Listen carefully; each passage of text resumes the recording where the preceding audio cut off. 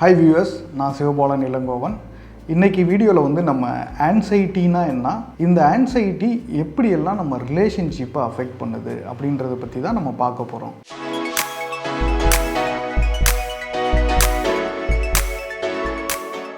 அதாவது ஆன்சைட்டி அப்படின்றது ஒரு ஜென்ரலைஸ்ட் ஆன்சைட்டி டிஸார்டர் அப்படின்னு சொல்லுவாங்க. அப்படின்னா என்னென்னா, ஒரு எக்ஸசிவ் ஒரியிங் இருக்கும். ஒரு தேவையில்லாமல் எல்லாத்த பற்றியும் கவலைப்பட்டுக்கிட்டே இருப்போம். நம்மளால் வந்து ஒரு சந்தோஷமாகவோ ஒரு பாசிட்டிவாகவோ யோசிக்கவே முடியாது. மனசில் எப்பயுமே ஒரு அப்ரிஹென்ஷன் இருந்துக்கிட்டே இருக்கும். ஒரு சாதாரணமாக ஒரு விஷயம் நடந்தால் கூட ஐயோ வேறு ஏதாவது மோசமாக நடக்க போதோ, ஏதாவது ஆபத்து வரப்போதோ அப்படின்ற மாதிரி உள்ளுக்குள்ளே எப்பயுமே ஒரு பயமும் பதட்டமும் இருந்துக்கிட்டே இருக்கும்.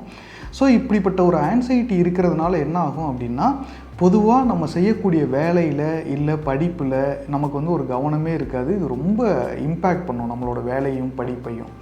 சில நேரங்களில் இந்த ஆன்சைட்டி நமக்கே தெரியாமல் நம்மளோட ரிலேஷன்ஷிப்பை கூட அஃபெக்ட் பண்ணும். அப்போ எப்பயாவது ரிலேஷன்ஷிப்பில் இது மாதிரி நிறைய பிரச்சனைகள் வருது, நிறைய ஃப்ரிக்ஷன்ஸ் வருதுன்னா அதுக்கு நமக்குள்ளே உள்ள ஆன்சைட்டி கூட காரணமாக இருக்கலாம். அப்போ இந்த ஆன்சைட்டி எந்த வகையிலெல்லாம் நம்மளோட ரிலேஷன்ஷிப்பை அஃபெக்ட் பண்ணுது அப்படின்றது தான் நான் இன்றைக்கி சொல்ல போகிறேன். முதல்ல என்னன்னா, இது மாதிரி ஒரு அவாய்டன்ஸ் பிஹேவியர் ஆன்சைட்டியில் இருக்கும். அதாவது நமக்கு எதுலேயுமே வந்து ஒரு இன்ட்ரெஸ்ட் இருக்காதனால, இல்லை நம்ம எதாவது போய் செஞ்சோன்னா அது நெகட்டிவாக முடிஞ்சிருமோ அப்படின்னு பயம் இருக்கிறதுனால நம்ம எல்லாத்தையுமே அவாய்ட் பண்ணிகிட்ருப்போம். அந்த நேரத்தில் ரிலேஷன்ஷிப்பையுமே நம்ம அவாய்ட் பண்ண ஆரம்பிப்போம். அவங்க நிறையா ஃபோன் பண்ணுவாங்க, நம்ம பேச மாட்டோம். நேரில் பார்க்க வந்திருப்பாங்க, அப்போ கூட அவங்கள பார்க்காம அவாய்ட் பண்ணுவோம். அவங்களுக்கு என்ன காரணம்னே தெரியாது, ஏன் இது மாதிரி அவாய்ட் பண்ணுற, ஒருவேளை என்ன பிடிக்காமல் போச்சா அப்படின்ற மாதிரி அவங்களுக்கே ஒரு ஆன்சைட்டி வர அளவுக்கு நம்ம நடந்துக்குவோம்.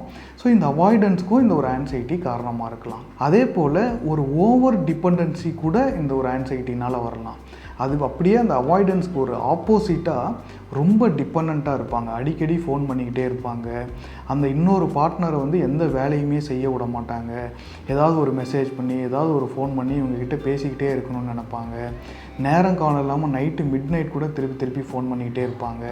அது காரணம் என்னென்னா, ஒரு வேளை அவங்க நம்மளை விட்டுட்டு போயிடுவாங்களோ அப்படின்ற மாதிரி ஒரு இன்செக்யூரிட்டி தேவையில்லாமல் அவங்களுக்கு வந்துக்கிட்டே இருக்கும். அந்த பயம் இருக்கிறதுனால திருப்பி ஃபோன் பண்ணி அதை கன்ஃபார்ம் பண்ணிப்பாங்க.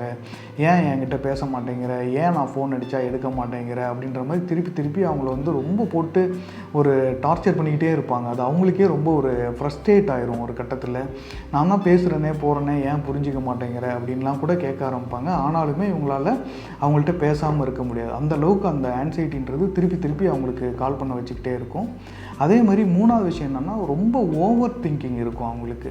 அதாவது ஒரு சாதாரணமாக நடந்திருக்க விஷயத்தை கூட ரொம்ப பர்சனலாக எடுத்துப்பாங்க. அதை பற்றி அவங்களே நிறைய யோசிச்சுக்கிட்டு இருப்பாங்க. அவங்களே அவங்களுக்குள்ள பல மீனிங் கொடுத்துப்பாங்க. அந்த விஷயம் ஒன்றுமே இருக்காது. அப்போ வந்து நீ இதனால தான் அப்படி செஞ்ச, நான் வந்து உனக்கு முக்கியம் இல்லைன்றதுனால தான் நீ இப்படி செஞ்ச, உனக்கு வேறு யாரோ பிடிச்சிருக்கு அதனால தான் அப்படி செஞ்சன்ற மாதிரி ஒரு சாதாரண விஷயங்களுக்கெல்லாம் கூட அவங்களே ஒரு தனிப்பட்ட மீனிங் கொடுத்துக்கிட்டு அதை வச்சுக்கிட்டு நிறையா சண்டை போட்டுக்கிட்டு இருப்பாங்க. இதுவுமே ஆன்சைட்டினால் கூட இருக்கலாம். அதே மாதிரி ஒரு லேக் ஆஃப் ஃபோக்கஸ் இருக்கும், லேக் ஆஃப் அட்டென்ஷன் இருக்கும். அதாவது நம்ம பார்ட்னர் வந்து நம்மக்கிட்ட பேசிக்கிட்டே இருப்பாங்க, அவங்க என்ன பேசுகிறாங்கன்றதே நம்ம கவனிக்க மாட்டோம். அவங்க பேசுனதே மறந்துடுவோம். நாளைக்கு வந்து அவங்க திருப்பி நான் நேற்றே சொன்னேன்னா நீ எப்போ சொன்ன, நீ சொல்லவே இல்லை அப்படின்ற மாதிரி சொல்லுவாங்க. அதே மாதிரி பேசுகிறதுல மட்டும் இல்லாமல் நம்ம செய்யக்கூடிய விஷயங்கள்லேயே நமக்கு ஒரு கவனம் இருக்காது, கான்சன்ட்ரேஷன் இருக்காது. அப்போ அந்த பார்ட்னர் வந்து நான் கவனிக்க மாட்டோம். அவங்களுக்கு ஏதாவது ஒரு எமோஷ்னல் ஹெல்ப் கேட்டால் கூட நம்மளால் போய் அதை செய்ய முடியாது. அந்தளவுக்கு ஒரு டிட்டாச்சாக இருப்போம். அவங்க மேலே சுத்தமாக ஆர்வம் போயிடும், அவங்க மேலே சுத்தமாக ஒரு ஃபோக்கஸ் போயிடும். ஸோ இதுக்குமே கூட இந்த ஒரு ஆன்சைட்டின்றது ஒரு காரணமாக இருக்கலாம். ஸோ கடைசியாக என்னென்னா, ஒரு மாதிரி பயங்கர இன்செக்யூரிட்டி இந்த ஆன்சைட்டியில் இருக்கும். அவங்க வந்து ரொம்ப லோன்லியாக ஃபீல் பண்ணுவாங்க. அவங்களுக்கு யாருமே இல்லைன்ற மாதிரி ஃபீல் பண்ணுவாங்க. அதனால் என்ன ஆகும்னா, அடிக்கடி ரொம்ப இரிட்டபிள் ஆயிடுவாங்க, நிறைய கோவப்பட்டு பார்ட்னர்கிட்ட எப்போ பார்த்தாலும் சண்டை போட்டுக்கிட்டே இருப்பாங்க. அவங்க சொல்கிற சாதாரண விஷயங்களுக்கெல்லாம் கூட ரொம்ப எரிச்சல் ஆயிடுவாங்க. சில நேரத்தில் ரொம்ப காமெடியாக ரொம்ப ஹியூமராக ஏதாவது சொல்லியிருந்தால் கூட அதுக்குமே ரொம்ப பர்சனல் சிக்னிஃபிகன்ஸ் கொடுத்துட்டு அதுக்குமே அதிகமாக கோவப்படுவாங்க. ஸோ இது மாதிரி தேவையில்லாத கோபம், தேவையில்லாத பயம், எதுலேயும் ஆர்வம் இல்லாமல் இருக்கிறது, எதுலேயும் ஃபோக்கஸ் இல்லாமல் இருக்கிறது, ரொம்ப டிபெண்ட்டாக இருக்கிறது, இல்லை கம்ப்ளீட்டாக அவாய்ட் பண்ணுறது, இது எல்லாமே ஆன்சைட்டினால் இருக்கக்கூடிய பிஹேவியர்ஸ் தான். இது ரிலேஷன்ஷிப்பில் ரிஃப்ளெக்ட் ஆகும்போது அது அந்த ரிலேஷன்ஷிப்பையுமே ரொம்ப ஒரு அன்ஹெல்த்தியாக கூட மாற்றிடும்.